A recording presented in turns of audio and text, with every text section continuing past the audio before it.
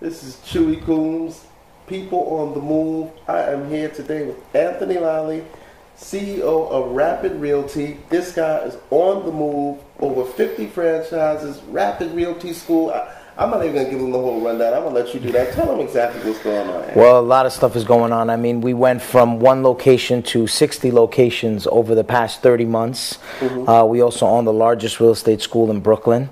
We're also developers. We own over a dozen multifamily properties, and we have two big residential and commercial development projects going up. And we just made, Inc. magazine just named us one of the fastest growing companies in America. We have 2 reality shows. I mean, it's just a great time. You are on the move. What is the trick?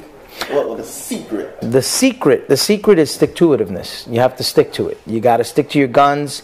With us, our niche is apartment rentals. Mm-hmm. So we grew during the worst economic collapse because we focused on apartment rentals while the real estate was booming in sales.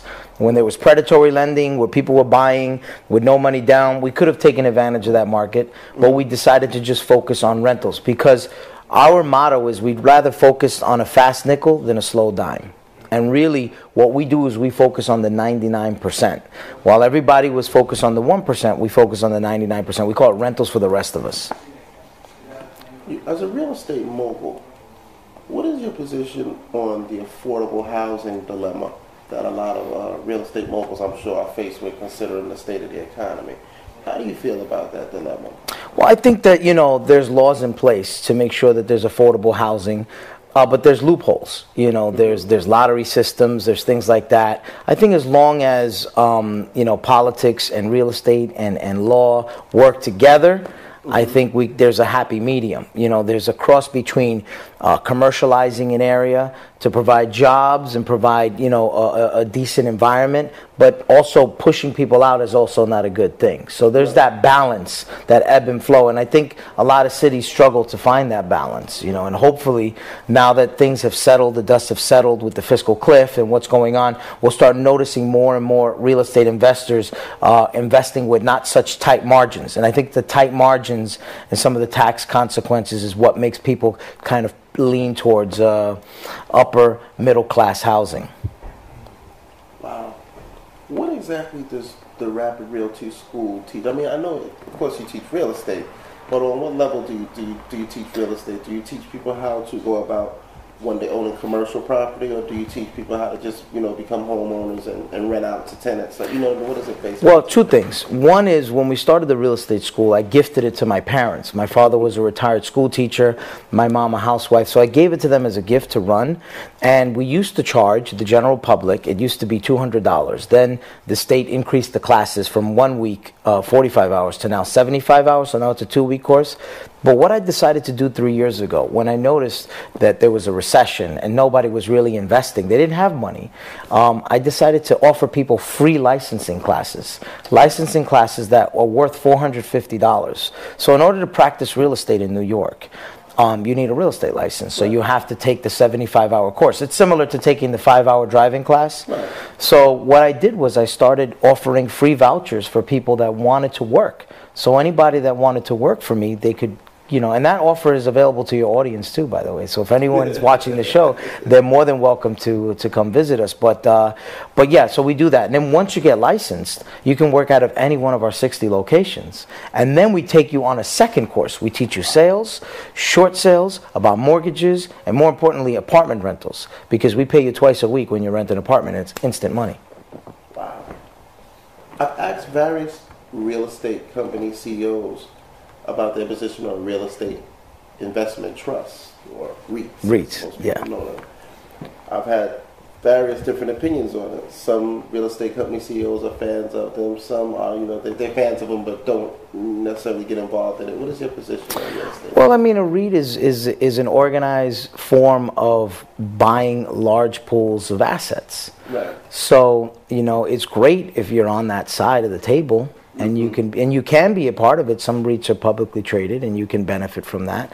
But it's bad if you're competing with a giant and you're trying to buy up real estate. There was an article that just came out that talked about a REIT focusing on buying 90,000 one-family homes that are, REOs and short sold. So that's a lot of real estate to acquire. But like anything else, you know, the giants, there's still wiggle room for you to become a giant and buy into that. So, you know, it's good that they're there, because at least they're doing something. They're stimulating the economy, their movement, and people study that. People study Wall Street. So if someone with the sophisticado is investing in real estate, then the small guys start moving, and that's when everything else starts. The engines start turning on.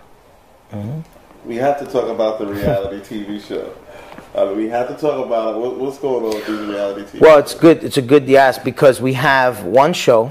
It's called Commission Queens, and really, out of our 60 locations, 29 are owned by women under the age of 30. And they're very aggressive. They're sharks, so they're queens of real estate. So they're called commission queens, and it just shows how in a mainly male-dominated, you know, real estate society, how these women are owning franchises, recruiting people, bosses, opening up multiple stores, and really how they go and close the deal. You know, when they're meeting a landlord, 99% of the time it's a man. So they have to close the deal using whatever skills, and sometimes they have to get really aggressive. So it's a funny show. And it's going to be amazing. So we have that show, and then we have another show called Kings of New York, and it's kind of like an undercover boss, but it's about myself and the chief operating officer of the company, and how we actually dip in between worlds, and how we're in a meeting with a new franchisee trying to come up in life and open up a franchise, and next thing you know, we're in the Hamptons, we're at a rooftop party, we're here, we're there, you know. So it's kind of interesting. So it talks about how we're really, you know, going through all these different worlds, and what life is like for the 99% and what life is like for the 1%. So it kind of dips in and out both worlds. An interesting show. Interesting. And it's a show that reflects the balance that you have to have. That's right. That's right.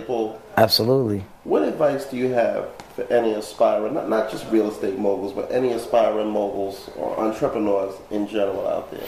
Well, the first advice is they're doing the right thing by watching your show. That's right. Because you have to surround yourself around success stories, knowledge, and information. You know, if you can't want to, let's say, for example, be a rapper and never heard of Run DMC, so you have to know your history. So you have to know your history of success, you know, dating back to the 1800s. You have to know how Wall Street started. You have to know finance. You have to understand how the world of entrepreneurialism, it works in this environment, through a good economy, through a bad economy. And shows like yours just provide the platform. There's no excuse now.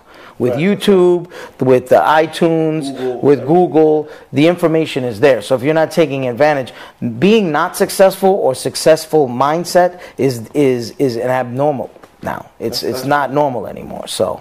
And there's no excuse for anybody to not believe in it. No. Anybody can do it from anywhere. Absolutely. It's Anthony Lolli. This guy is on the move, and naturally I'm here reporting and chronicling him to you. You better keep paying attention to these people I'm teaching you about. You watch NYTV1.